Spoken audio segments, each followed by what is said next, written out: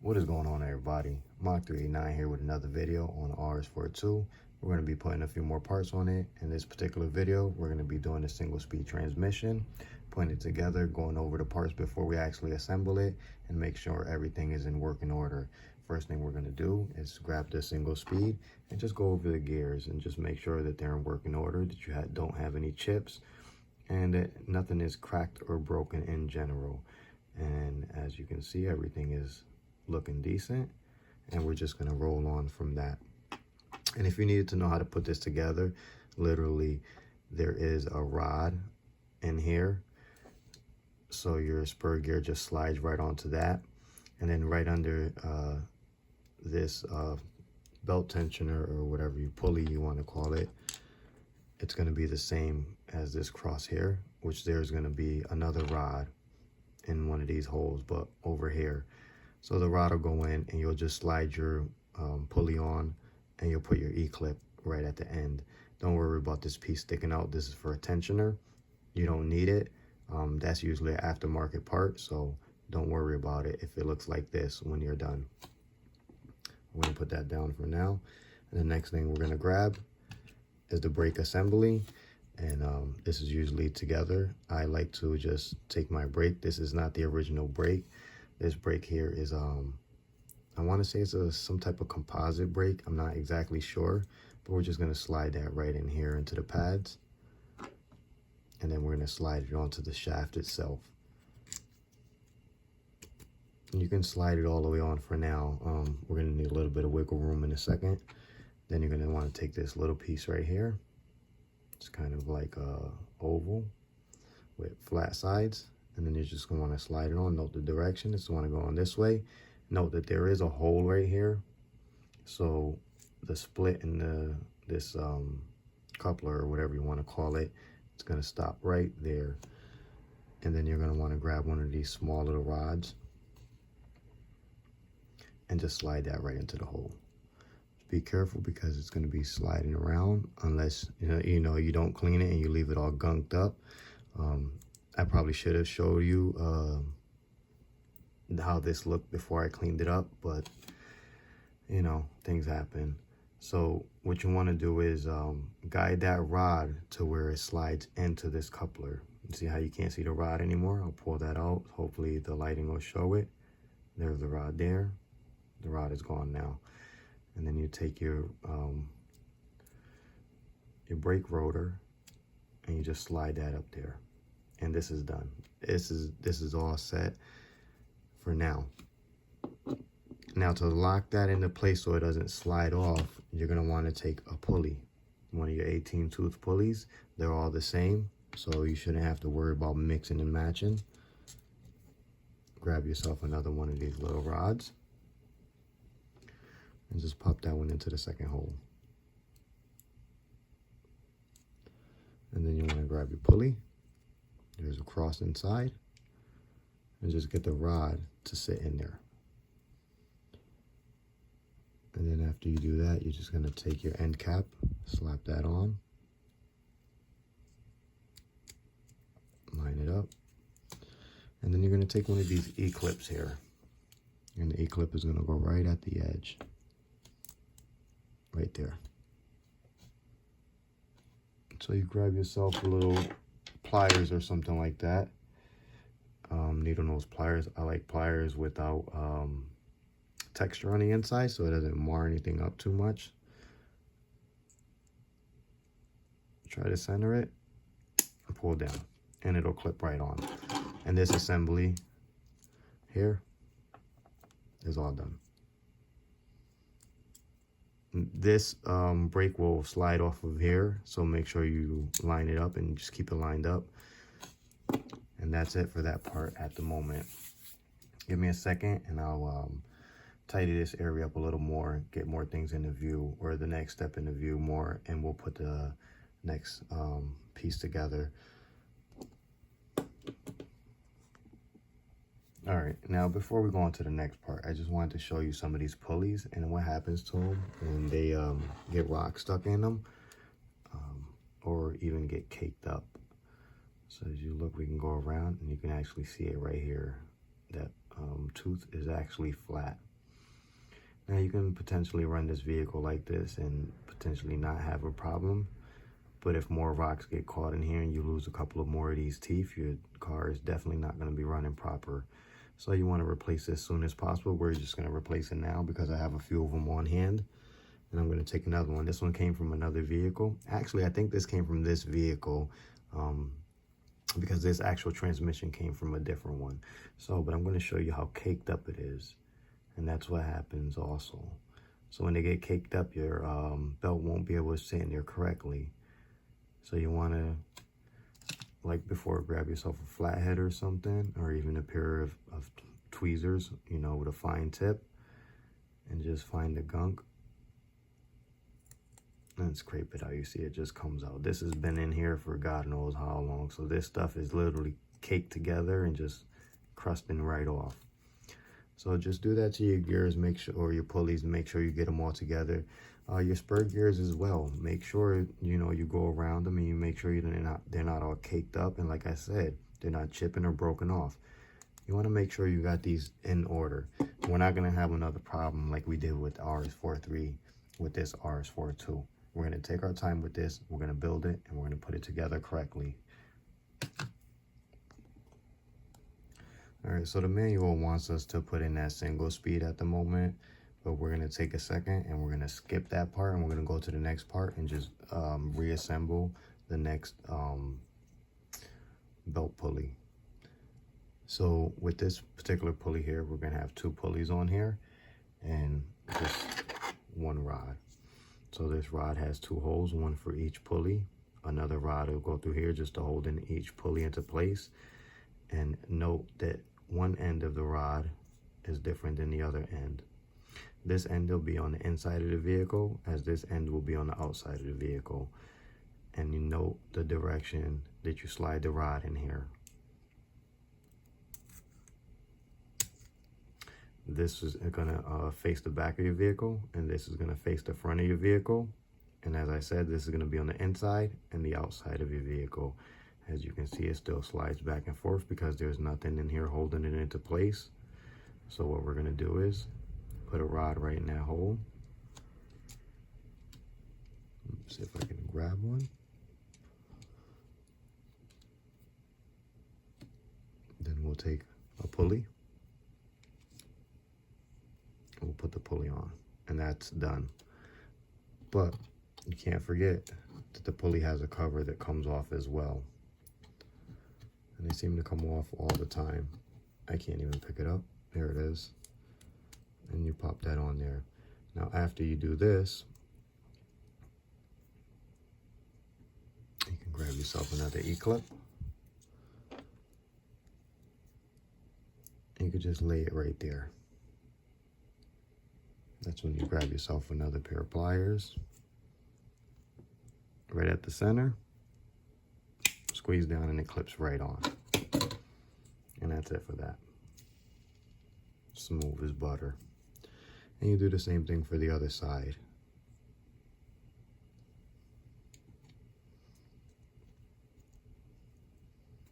Clip in the hole. Grab your pulley. Pop it on. Grab yourself a E-clip. Pop that on. Get your needle nose once again. And snap it together. And that's it. That is all done and set to go. That's a little bit of compound from polishing that I need to get out of here because I was too lazy to take it apart. I obviously just took it apart for the video so I can show you guys how to put it back together. But this part here is all said and done. We're gonna put that down now. And then now we're gonna pause the video for a second so I can clear some things up and move to the next step. All right, so now we're gonna start putting the transmission in the vehicle. And the first thing we're gonna do is gonna grab this piece here. It has a bearing inside. Make sure that that bearing is good and spinning freely. So this one is going to go right into these two holes here. 1, 2, and then there's another one there as well. So it's going to be 3 holes. So you want to take this and just line it up right there. and then flip it over and try to get those screws in. I'm gonna do that off camera. That's gonna be a little hard to do while I'm trying to not bump into the camera or anything like that. But that will be the placement. It's just gonna go right there. Okay, so now after you have that piece on, you wanna actually grab your transmission and your brake assembly. Remember I told you this slides off, so make sure that this is back on its place. And that's basically gonna sit right there. There's gonna be just 2 holes in the bottom, or 2 screws in the bottom, which are gonna line up here and here. And then this rod here is actually gonna go into that bearing. Make sure to put it through your belt and that you have your teeth sitting properly inside both of your pulleys. Okay, so now after you have your transmission in, you want to make sure to give it a little spin. Make sure it's spinning freely. There's not nothing binding up or anything. Make sure that your brakes are adjusted properly. With this particular brake that I put in here, I had to actually loosen these quite a bit, but I don't think it's enough to where it's going to affect or where the screws are going to back out or where they're interfering with anything. So that's going to be fine there. I will give it a second check in a minute. So now we're just going to add that front part here, the pulleys here that we were talking about, and then we're going to add the belt as well. Also, remember as you slide this in, don't forget to get it into that bearing. Make sure your teeth are all lined up. And the holes you're going to want to be using is here and here. And then for that brace that I told you to put in before, the holes are here and here. Now remember when I told you to note the direction of the rod when you put it in here? And that's because, as you can see, there's 2 pins here and then there's 3 screws that go in here. So the pins will line up here and here. Sorry about that. The pins will line up here and here. And then the 3 holes would be for the screws. And this is just going to sit right there like that. And you screw it from the bottom. Okay, now that that's on, we're gonna have to work on the center belt. So you just want to wrap it around one end, make sure that the teeth are sitting where they should, and just twist it on. And it should twist right into place without any issues. And don't worry about it looking like there's too much slack in it. This is how the vehicle came from factory. Now if you wanted to take care of that, the reason that these 2 protrude like this is because there is an optional tensioner that goes there, and I have one here. So you're gonna slide one end on. Don't slide it all the way on, because remember it's a rod.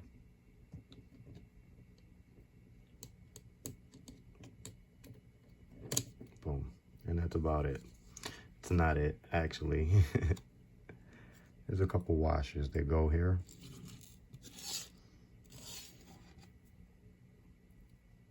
One on the back side, one on the front side,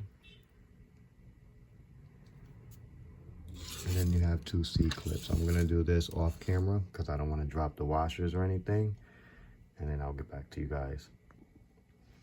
And after you get your tensioner on, you can loosen that screw and you can go about tensioning it how much you want. I would caution on how you tension it. If you tension it too much and the belt still does have a little play from side to side, you can see this groove here. The belt was flipped the opposite way, so the groove was on the inside. And I believe that it came from this E-clip here. So try not to tighten that too much and leave it some slack so your belt can bounce around and move. It's not going to pop off of the pulleys or anything, so you don't have to worry about anything like that. And let's see what else we can do before I end this video. Alright, so I went along and put on the shock tower. It's just going to be a screw here and a screw here. And then I went on and put the knuckles as well. So as you can see, there's a hole here. and the screw is using the bottom hole. So there's 2 holes, make sure you use the bottom hole. And when I actually first put these on, I was missing the inner bearing. There's 2 bearings in here. Make sure you put both bearings in. So I'm going to show you as well.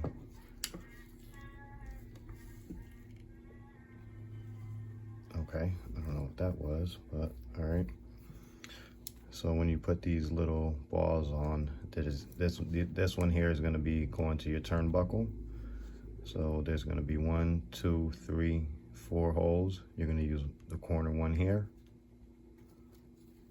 And then as well over here, you're going to have 1, 2, 3, 4, and then 5.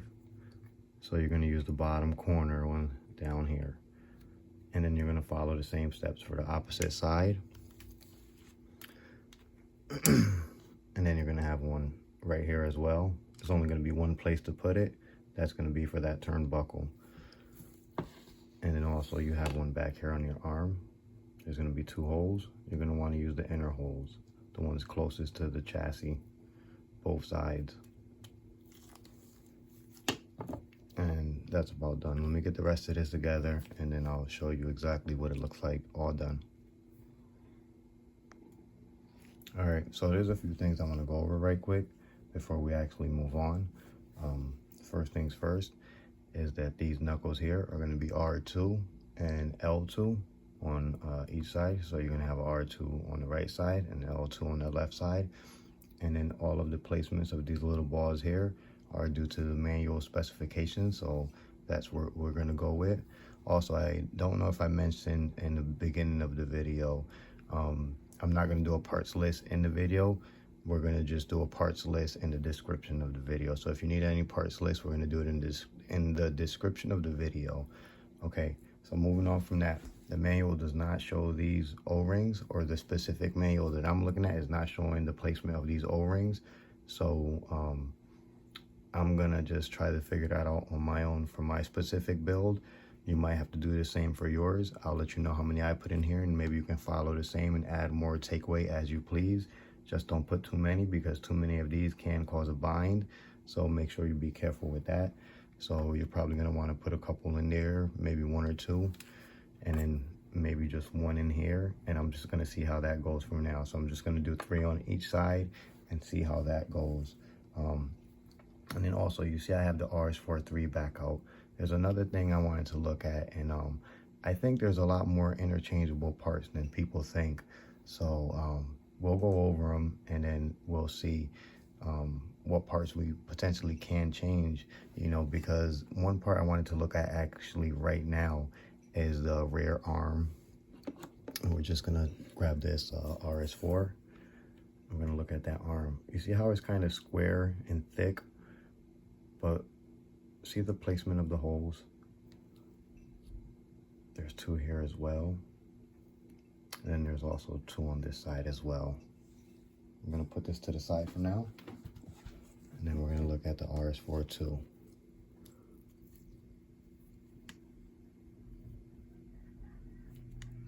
Now it seems a little smaller and a little more tubular than the RS4 3. But as you can see, the holes are in the same placement. These holes are here. If you flip the arm in, you also have that hole in there. So those arms may be interchangeable, as well as the knuckles. So if someone wants to try that on their own time, they can do that. For now, we're gonna finish this build, and then we'll keep it moving.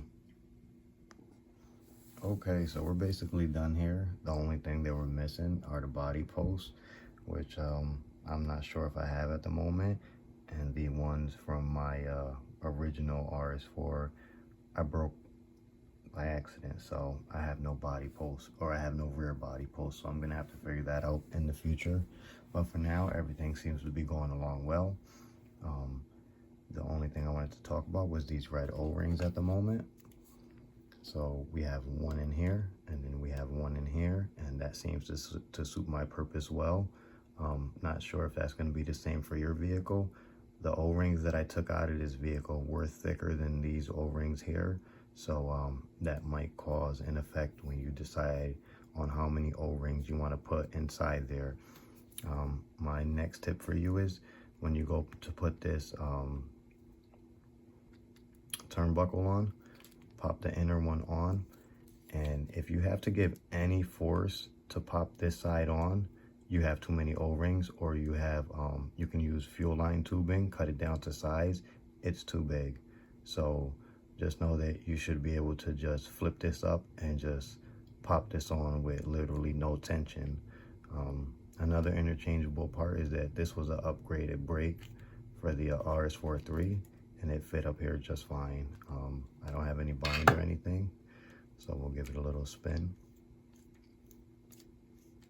And you're not gonna really be able to tell your bind until you have your vehicle fully together and you have all 4 wheels on, and you can give the car a nice roll.